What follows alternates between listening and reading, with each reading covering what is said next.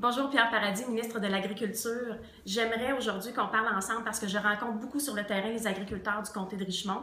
Le PTP, il y a une entente. Quelles sont les actions que le gouvernement du Québec va faire maintenant pour aller encore plus loin? Bien, il faut parler de l'entente dans son cadre global. En agroalimentaire au Québec, il y a 60% qui n'est pas soumis à la gestion de l'offre.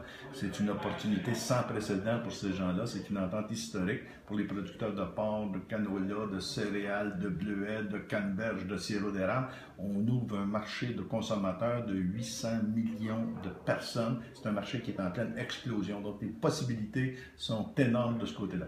Du côté de la gestion de l'offre, l'autre 40%, dans ce qu'on appelle les plumes, le poulet, dinde, œufs, etc., l'impact n'est pas majeur. Du côté des producteurs laitiers, c'est plus important comme impact et il s'additionne à l'impact du traité avec l'Union européenne.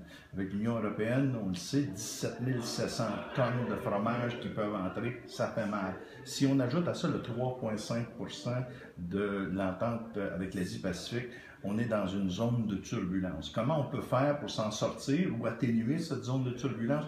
On procède sur 3 dossiers présentement et j'ai parlé à mes collègues des autres provinces qui sont sur les mêmes dossiers. Premier élément, contrôle des douanes. Il faut vraiment que les produits succédés soient contrôlés à nos douanes. Sans entente avec le PTP, là, nos agriculteurs, producteurs laitiers perdaient 1 000 $ par semaine depuis 3-4 mois. Ça continue et ça, il faut qu'au niveau des douanes, on intervienne. Deuxième élément, des normes de réciprocité comme telles.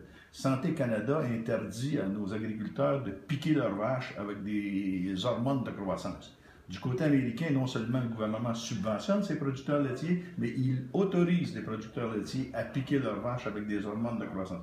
Est-ce que Santé Canada va intervenir pour empêcher du lait qui ne rencontre pas ces normes de salubrité-là d'entrer au Canada? Troisième élément, le mode d'indemnisation.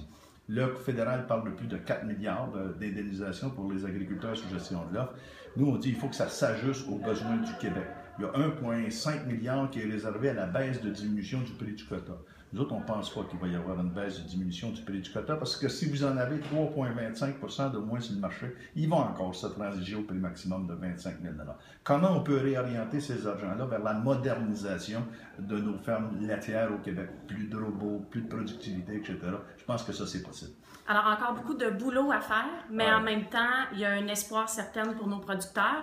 Alors, merci énormément. On se plaint pas parce que nos producteurs travaillent 7 jours par semaine. On va faire la même chose. On va travailler 7 jours. Alors, votre député a une bonne écoute, mais le ministre travaille très, très fort aussi pour vous autres. Merci beaucoup.